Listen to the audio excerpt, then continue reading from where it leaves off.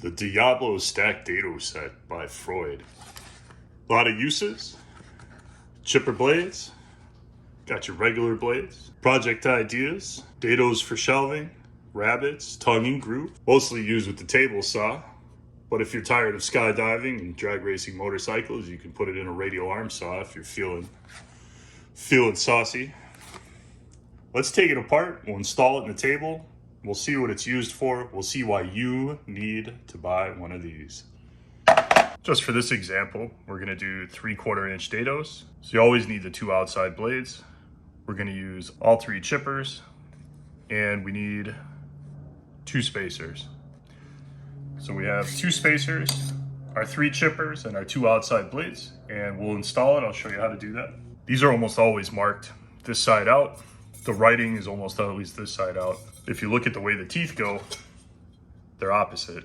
So you have an inside and you have an outside. Always make sure you have your teeth going towards you.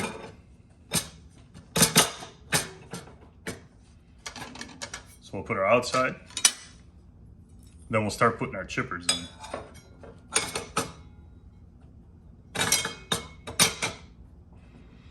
The way I like to do it, so I keep them orientated right, is I like to put the chipper with the blade tooth between it.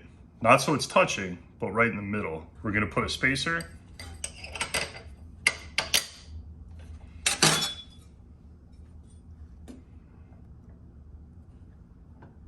I'm gonna turn it.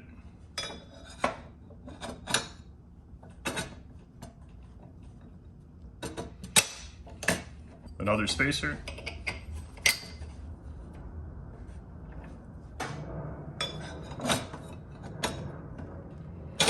I'm also going to add 1 shim. This is the 1/2 millimeter. There's a variety of different shims that come with the kit. This is the thickest one, I think, but it's almost impossible to read, which is my only real complaint about this Dado set. So we're going to put the shim in between the last chipper and the blade. With 1 shim, I don't think it really makes a difference because the carbide tips are thick enough to where they overlap as it spins. And that's how you get that flat bottom on your dados. And I'll check to make sure nothing's moved. And none of the teeth are touching.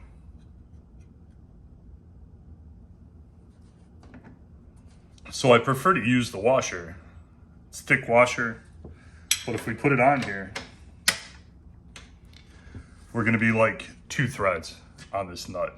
And for me, that's not enough. So we're not going to use the washer. So we'll get it fairly tight, and then we'll just reposition and make sure nothing's touching and that our chippers are spaced out so we get a good balance.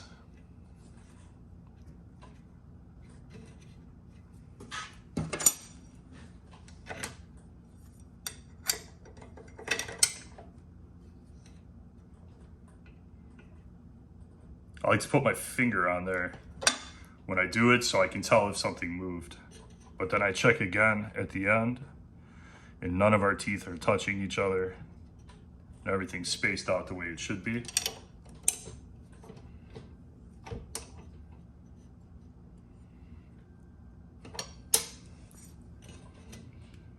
And there's our Dado stack, properly installed with a thread or 2 sticking out at the end. And I don't have to worry about it coming apart. So we're gonna cut a brand new throat plate for that wider Dado. And what we're gonna do is just clamp a piece of wood on here to hold it down, and then we'll turn the saw on and we'll pull the Dado stack right through.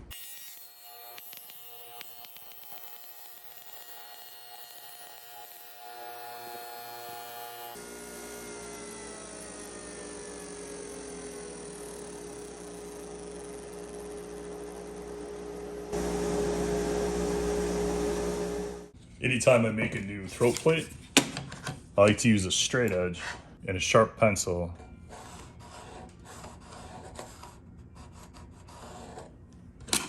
And I put a mark so I can always see the edge of those carbide tips. That helps me guide. When I'm feeding something through, I can guide exactly where this is, because sometimes you're over it and you can't see, and that helps you keep straight. All right, so we're going to attach this piece of scrap.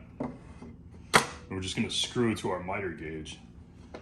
That'll help support the wood when we run it through the Dado. So all these pieces are a hair over 3/4, just a hair. Half of 3/4 is 3/8. You can see almost exactly half. For this example, that's good enough. We're going to set our blade height to 3/8.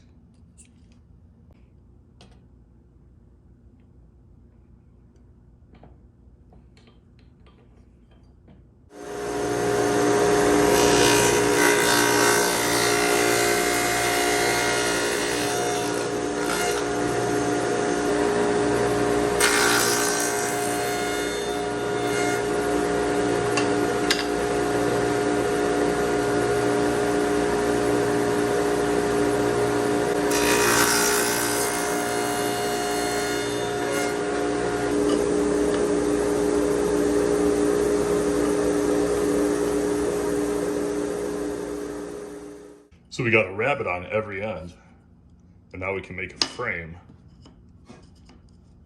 that fits together perfect. But what if we want to put cross in the middle? So we would have to rabbet the ends of these, but then we would have to cut dados into the middle of all 4 of these pieces, and we would have to cut dados in the middle of these so they fit together. So let's do that next. My pieces are 12 inches long. I marked 6 inches from the center point of the dado. This ruler is exactly 6 inches.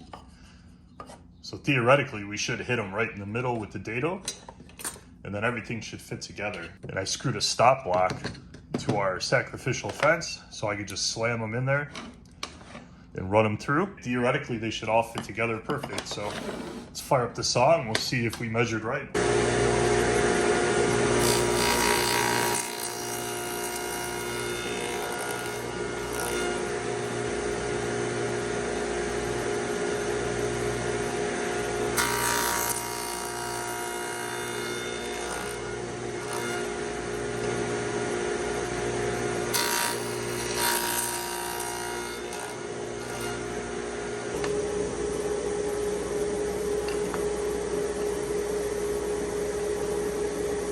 So you got dados, you got rabbits,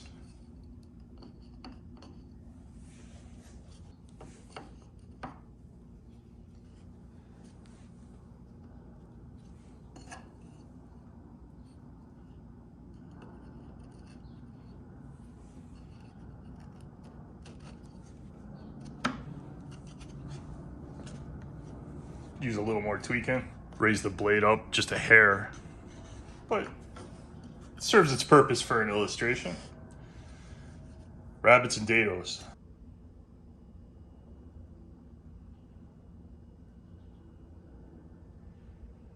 When I first bought this dado stack, I didn't use it for about a month. I let it sit there. I looked at it once in a while.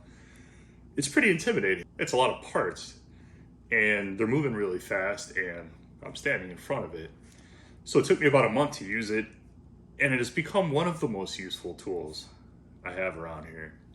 So if you don't own a dado stack, but you own a saw that can accept one, and you do any basic projects where you build things or make stuff, you owe it to yourself to check this out. Diablo version works perfect. I have no complaints at all. It does exactly what it should do. It cuts clean.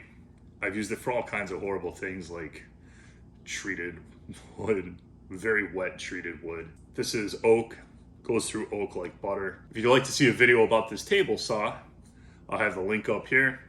Thank you so much for watching my video.